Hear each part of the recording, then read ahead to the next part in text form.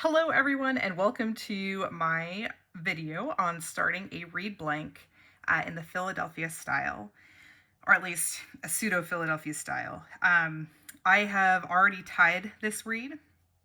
As you can see, I have just not clipped it open yet, and that is what we're going to be working on today, is the beginning scrapes to get the reed blank where it is crowing a very rattly noisy C. So this is going to be a very unfinished reed for the first day scrape, but we're going to walk through the process of that. And I dedicate this video to Ms. Abby Jones, who is a freshman at the University of Georgia. Go Dogs! And very excited for her to be there studying under Dr. Reed Message.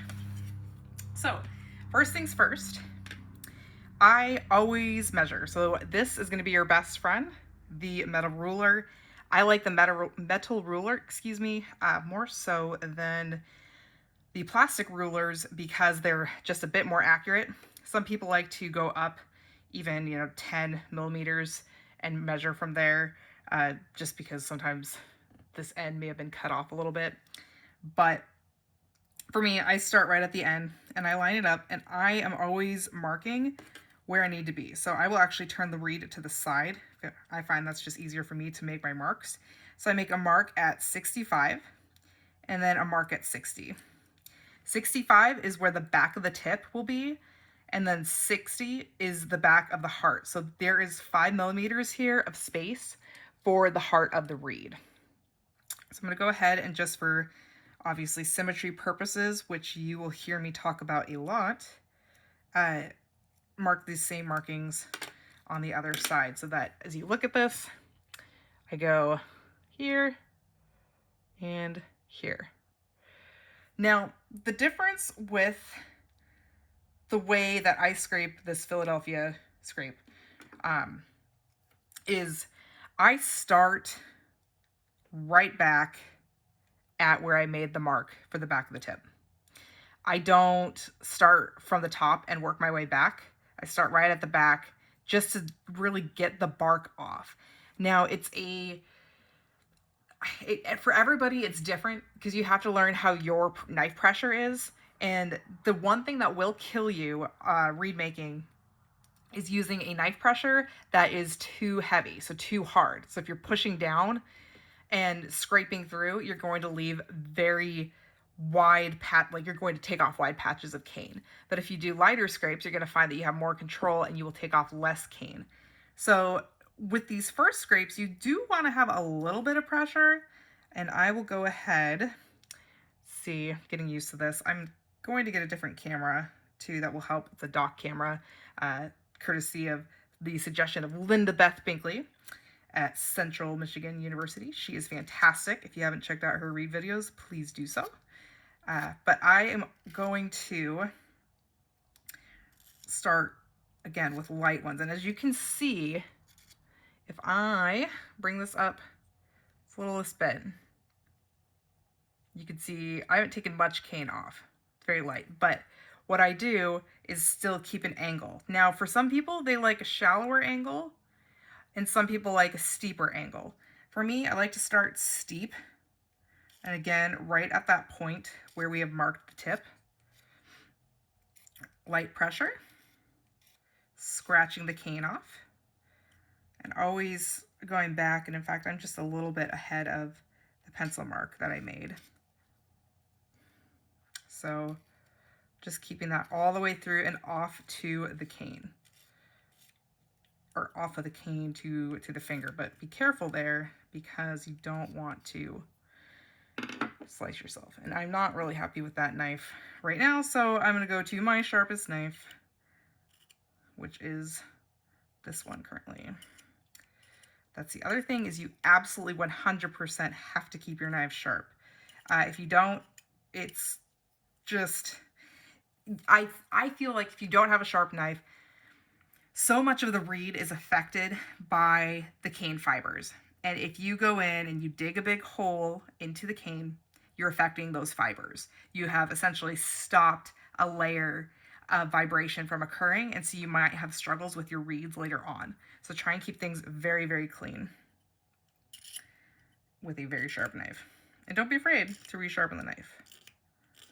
So for me, as you can see, sometimes it's easier too to just turn the reed to the side. And you can do a few little digging type motions there if you want as well. There are many different ways. It really depends on your preference as to how you want to scrape the reed itself to get things going. And so sometimes you can do a nice kind of peeling away of the cane. I don't know if you can see that well, but we're just, you kind of dig in and you peel away, and always peeling out to the corners.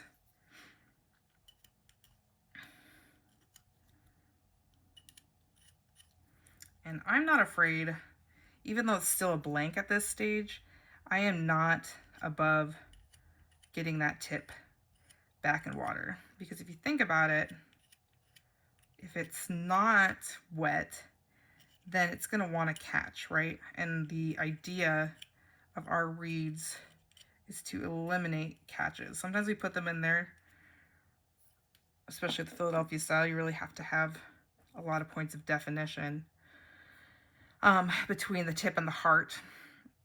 It's when you're getting close to finishing the reed, it's a balance back and forth between working the sides of the tip and then adding some more definition to create more vibration from what is lost when you clip the tip, when you have to clip it up to pitch. So I'm going to go on the other side. And again, I really emphasize this point of always being slow to check your symmetry so that you're not lower on one side versus the other.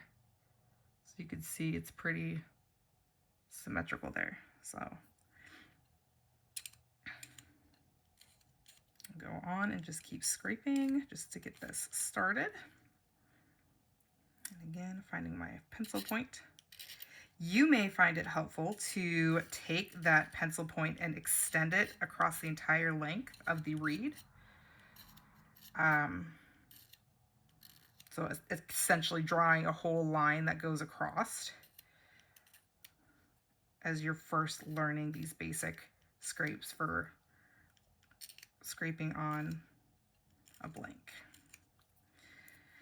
And don't worry too much if you get kind of some rough scraping up here, depending, especially on the cane. This particular cane is hard, so I'm gonna have to keep soaking it, but you're gonna clip much of that off anyway.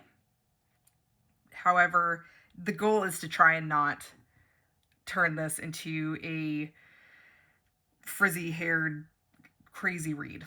So again, just clean this up. Gonna go in water. And I'm hoping that we can see this. Yeah. Okay, see how I have a spine right in the center here? Spine. I want to try and keep that spine all the way throughout the reed. And so what happens is, when you're working on the right side of the reed, you, especially at that angle, push the spine to the left, okay?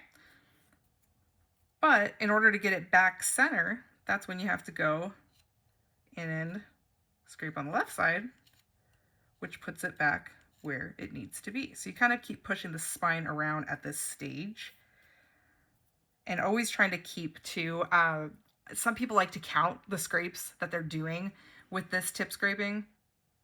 And so if you're going to do 5 on the right side, then make sure that you do 5 on the left side. And same thing, especially if you don't have a micrometer. And we'll talk about that a little bit later, but this is a micrometer, excuse me. And this is really great for being able to just tell how symmetrical your reeds are. You know, some people have a recipe of, 45, 50, numbers like that, but really you do have to go by the feel of the cane. And no matter what you do, if you had 40 on one side of the heart area back here that we'll talk about and get to in a moment, then you want to make sure the other side was 40. If it ended up being 42, make the other side 42. So again, symmetry is key here. All right, I'll be right back.